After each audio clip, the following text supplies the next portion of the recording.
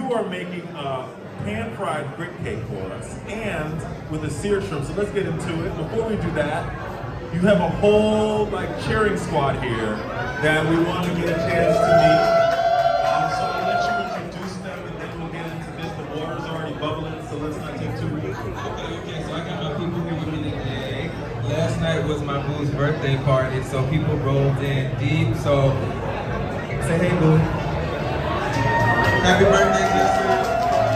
And all of my friends pulled up, so we got Broderick, Marlon, Woo, Darnell, and then just Jared, Jeremy, and my parents came all the way from Memphis, so happy Father's Day.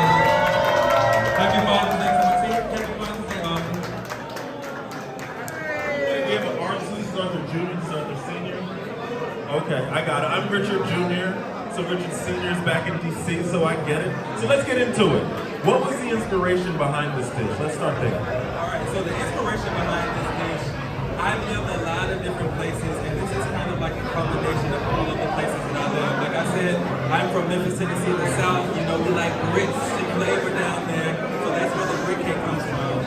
I lived in New York, I've lived here for 5 years now, and so that's where the curry, that Caribbean fire, that's where the curry comes from. And I lived in Louisiana for grad school, so the shrimp on top is a blackened shrimp. So all of the places that I live and love in one small bite. That was like a low-key mic drop, like grad school. Listen, I have many degrees. Get into me. All right. Period. All right, so let's get into it. All right, so let's get this party started. All right, so we have some, well, first of all, let me go over my ingredients really quick. So for our grits, we have instant grits. We don't need anything that's gonna take too long. Heavy whipping cream, bouillon, butter, and goat cheese. That's all we need for the grits. If you want a salt and pepper at the end, that's all you need to do. All right, for our curry sauce, we have coconut milk, curry paste, lime, and basil. And for our shrimp, we have shrimp, a little olive oil, and blackened seasoning. That's all we need. So what's the trick to good grits? Because I think there's a lot of folks that want to know that. The trick to good grits, you can't have too much water, you can't have not enough, you have to have the perfect amount of water and hydration in there. And my personal trick is I like a little bit of chicken base in there. All right, chicken base. So while he's making that chicken base, you should be watching this demonstration. You can listen, it's Pride, so you might meet somebody this week and you might want to make some grits with them the next day, so pay attention. All right? So we're gonna give that a stir. My water's already in a boil. But I'm gonna reduce it to a simmer because you don't want those grits popping up and getting you, all right? So now I'm going in with my grits and I'm stirring as I go in with my grits. Peep the technique, y'all. I'm gonna let that boil for a second. I'm gonna come over here and I'm gonna start on my curry sauce, all right? So I'm gonna turn the saucepan to medium-high heat. And I'm gonna go in with a little bit of coconut milk. That's my favorite ingredient in the kitchen. Coconut milk? Oh yeah, I love coconut milk. I put it in everything. The non-dairy person in me is adapted to coconut milk very, very well. Coconut milk is the secret, y'all. Don't go buy some coconut milk, seriously. All right, so we're gonna let that coconut milk reduce a little bit and start spreading out all over our skillet. And then we're gonna come in with some curry powder. Curry paste. Now, what's the difference between curry powder and curry paste for all those folks out there paying attention? So the powder is just the curry in the powdered form already. You can sprinkle it on whatever you want to, but the curry paste. Now I know y'all hear me cooking in there. It's Pride, it's all about love, so y'all love on me while I'm up here now. Be sweet. Be sweet. Be a treat. You might not can see this from down there, but my coconut milk is bubbling. I got my curry paste in there, so I'm gonna start mixing this together, and it's gonna look like a roux, okay? Who in here knows what a roux is? Let's see. Come on, where's New Orleans in the house? We got some people who know what a roux is. Okay. We got some junior chefs in here. All right, I'm gonna stir my grits again, and you see that bubbling. All right, I'll do that, and then you do that, and then we can work together. Come on, teamwork. Teamwork makes a dream work. So I'm stirring, he's stirring my grits. Again, we don't want a clumpy grit. I'm stirring my curry paste and my coconut milk together to make like a roux. And as soon as it's nice and thin and separated, I'm gonna go in with the rest of my coconut milk.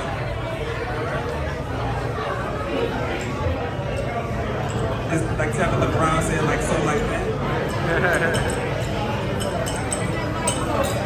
Okay, so we're stirring it in. for my nice curry sauce. I don't know if y'all can smell this out there. Yeah, you got us like this flavor is coming through. If you can't smell this, go see a doctor. So it's thinning out. I'm gonna come in with a little bit of lime juice. Alright, squeeze that in there. Got my hand out so I don't get any seeds in my sauce there. Oh, that's a new technique. I'm gonna use that one. I'm stealing that. I don't want no seed in your sauce, you know. Listen, yeah, but you know what? I could like go through with the fork and take the seeds out, but you use your okay, I learned something new. Come through. We're not doing that. Alright. Can you help me out with another step? You see that goat cheese right there? I can do that. All right, we're putting some goat cheese in the grits. Stacy's gonna hold our mic here.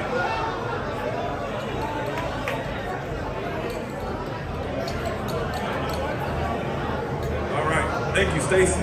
Stacy with the assist. Give it up for Stacy, y'all. All right, so right now at this part, I'm gonna reduce my heat on my sauce. It's bubbling beautifully. This is when you go in with salt and pepper. If you want to flavor your sauce at all, this is where you go with your seasonings, your salt, your pepper, your flavor. And I like to put a little basil in mine. So I'm not gonna do all of this here, but my next step would be I would put some basil in there, let that bubble for a bit, and then I would put the sauce inside of a strainer and I would purify it all the way through so it's not a grainy sauce. Nice, silky, clean, okay? How my grits coming over there? Your grits are looking good. I think we almost got it. Okay, he's coming to taste the grits. This is action-packed, y'all. Like we're in an action movie up here, I swear. All right. Oh, we got it.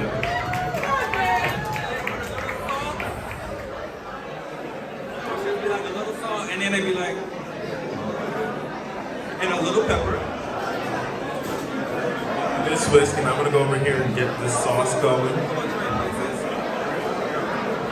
So my grits are nice and creamy and smooth.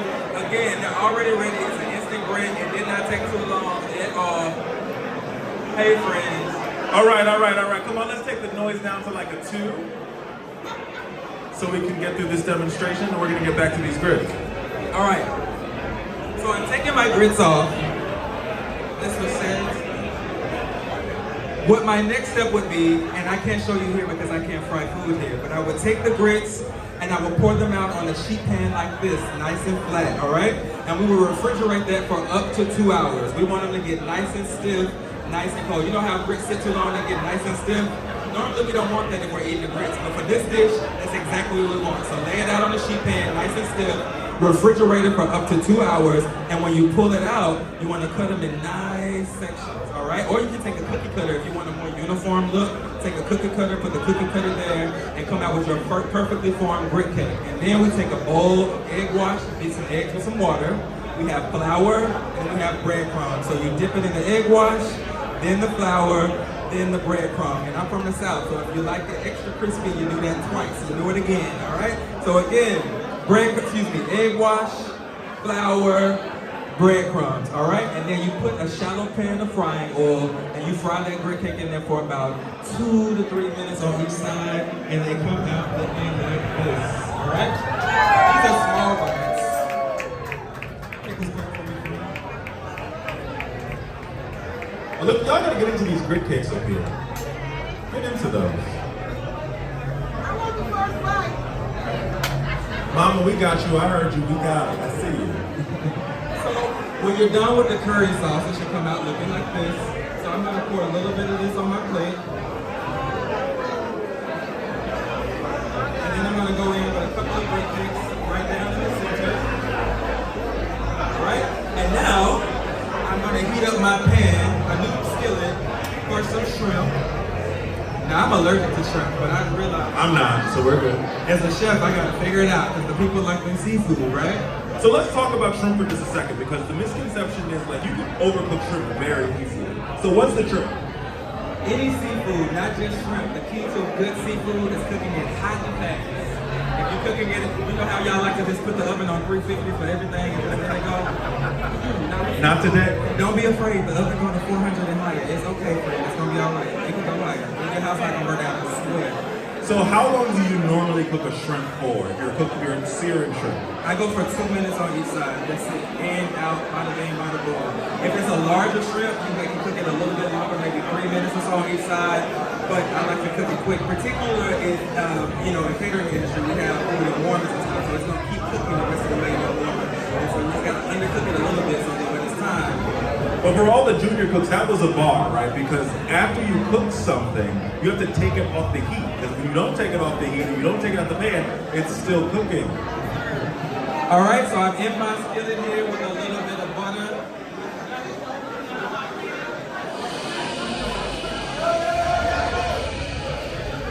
Y'all know I got chef hands because I got my hand in this skillet. Giving us this like easy thing.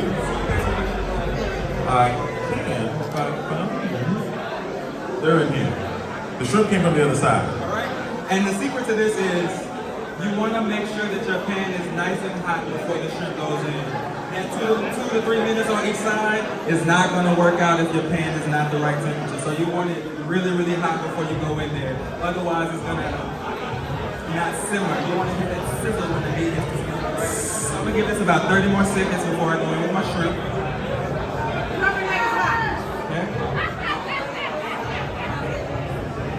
Whoop, there goes my sizzle.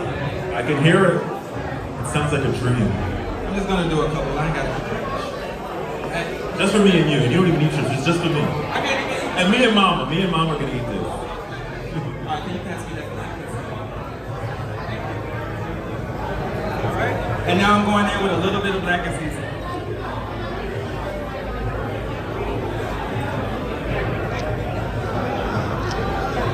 This smells so good. Thank you.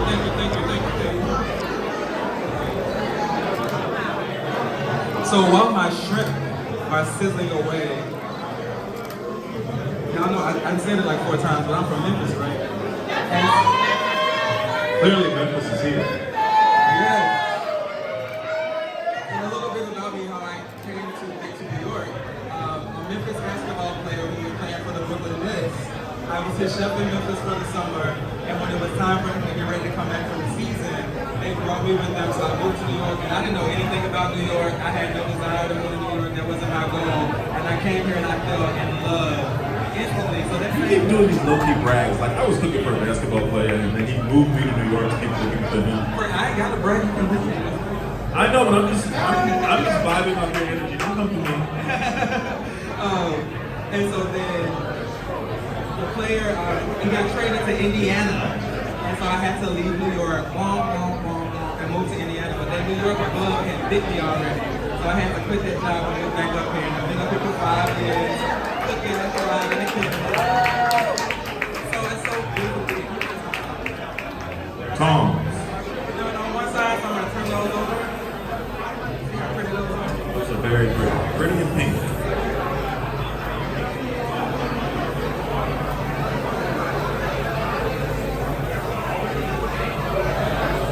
I'm going to give it a little more butter.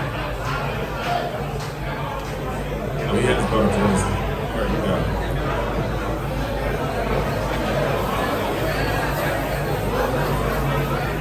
We're sizzling up here. It's smoking up in here. All right. So my shrimp are already ready to go. Turn that off. And so now I'm going to go in with my shrimp on top of my grit cake.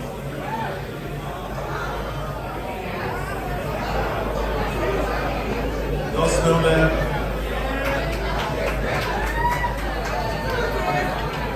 And then I'm going to follow it up with a little garnish. I can slice up some green onion.